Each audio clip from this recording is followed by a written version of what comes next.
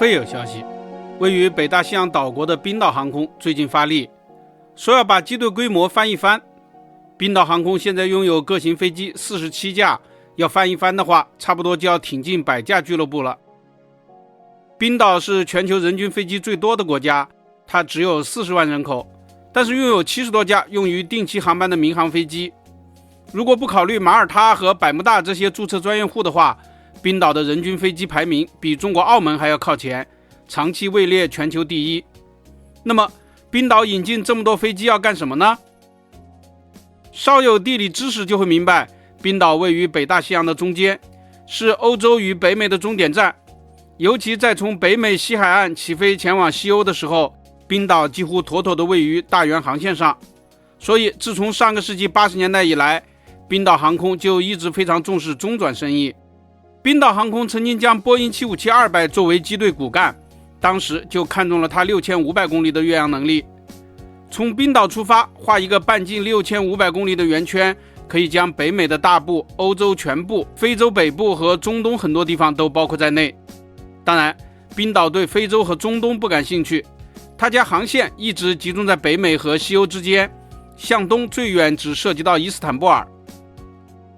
冰岛航空在疫情期间遭受重大损失，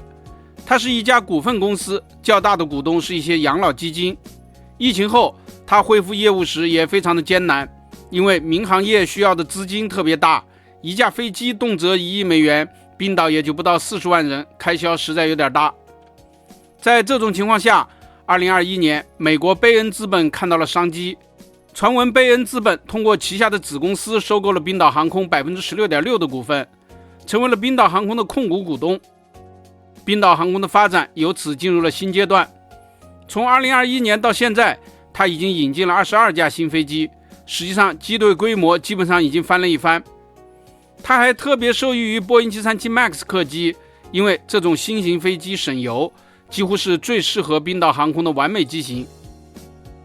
波音737本来不具备跨大西洋的能力，此前多数航空公司在跨大西洋航线上都会使用成本比较高的宽体客机，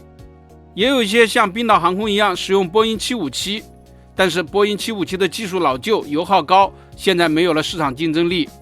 波音737 MAX 推出之后，航程同样达到了6500公里，瑞安航空等将它投入了跨大西洋航线，取得了明显的优势。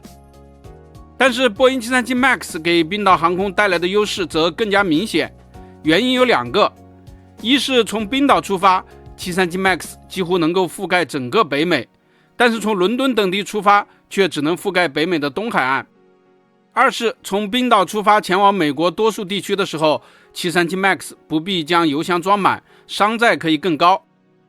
冰岛绝无仅有的地理优势使它赚到了大钱，现在它甚至将西雅图、温哥华、丹佛和奥兰多等地的航班全都更换为了737 MAX。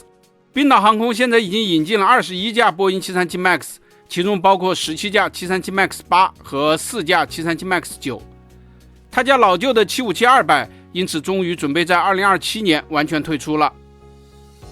冰岛航空依靠737 MAX 赚了多少钱，目前没有公开数据，